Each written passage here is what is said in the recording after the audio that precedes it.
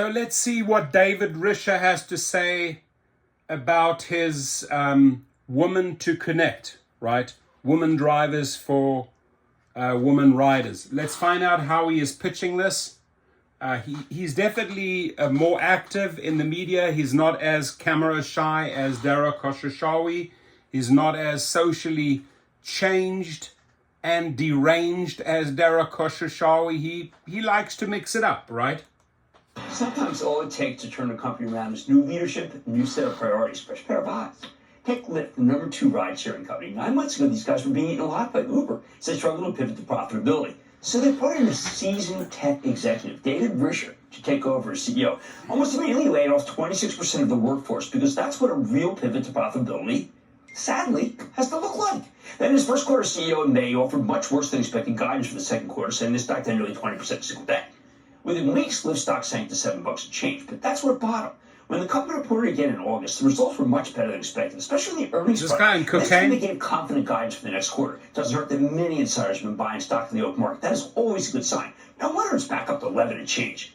Today, Lyft rolled out a new safety feature that I thought should have been given much more attention. Much more attention should have been paid to this. It's a feature that allows women and non-binary riders or drivers to request to be paired with drivers or riders who aren't men. So let's check in with David Risher, the new CEO of Lyft, to get a better read on this turnaround story and this new mission. Mr. Risher, welcome back to Bad Money. Damn, it is great to see you again. Thank you, David. Yeah, David, there's so many different stories that break. I mean, there's this Apple news story. We had Oracle not doing well. A lot of stuff about investment bank IPOs. I saw your news item, and I just said, I got to get David on, because I think this is really the stuff of what many dreams are made of. Sadly, or yes, I need you to give you the floor. Explain how it's going to work. I love your enthusiasm. I feel the same way. You. Look, on my first day, I've only been CEO for 4 months now, right? And you said some of the things I've done. But I think the thing I am the proudest of is on the first day, after I got my new laptop and so forth, I called the team together and I said, you know what? Let's create a feature where women drivers can choose to be matched with women riders and vice versa, because it just makes for a more comfortable experience. Only 23% of our drivers are women right now, and yet so many people want that independence on ways to earn. And then our riders say it'll make me feel more comfortable. So super excited about it. It's the way we're obsessing over our customers. Well, of course, we all are anecdotal. We all ask our friends and our spouses and partners what we think, and I can't get the same answer. Every woman I asked said, yes, I want to have it. But then the immediate caveat was, if they're only 23% of the women are drivers, how will they make it so I can get a woman? Will it be a long wait? What's going to happen? Yeah, so that's why we're starting in 5 cities. So we're starting in Chicago, San Jose, San Diego, San Francisco, and Phoenix. And those are areas where behind the scenes, we've been doing more driver recruiting to really tell the story to women. And what our hope is as this starts to really take root, as women riders take it, and feel that camaraderie that so many women riders have said, as you said, I'm looking for this. And when the drivers start to feel more comfortable, they start to say, I know I can now express a preference for women riders, that starts to feed on itself and get bigger and bigger and bigger. We hope to go nationwide with it soon. Well, it also could be feeding on itself in the sense that more women riders who are requesting more women drivers who go to Lyft, don't you think? I really do. I really do. I mean, look, I think this gives people a reason to choose Lyft. And by the way, not just women. I think everybody wants to be associated with a company that's doing the right thing. And this is a very values-forward thing for us to do, is say, you know what? 50% of the population are women. We want to make sure that every single one of them can drive if they want to and can feel comfortable as a rider. Well, there are many things that you brought to the equation for Lyft already, which is that you understood, for instance, that there are going to be more commuting. Most people thought commuting was moribund, but not you. And it's playing to your hand. I appreciate you saying that. Yeah, look, I'm a big believer that people do their best, most interesting work and have their most fun when they're together. And, we've asked people, I say asked, it's actually not an ask, to come back to the office 3 days a week. A lot of other people are doing the same thing. So we're seeing commute up 19% year on year, and that's only going to accelerate as I think more people start to realize it's a better way to get to the office. Don't waste time, driving yourself for an hour. Let somebody else do the hard work, and you can be on TikTok or being productive, whatever you want. I couldn't agree more. Now, one of the things people ask me, well, someone just bought $10,000 worth of stock, or someone just bought 5,000 shares.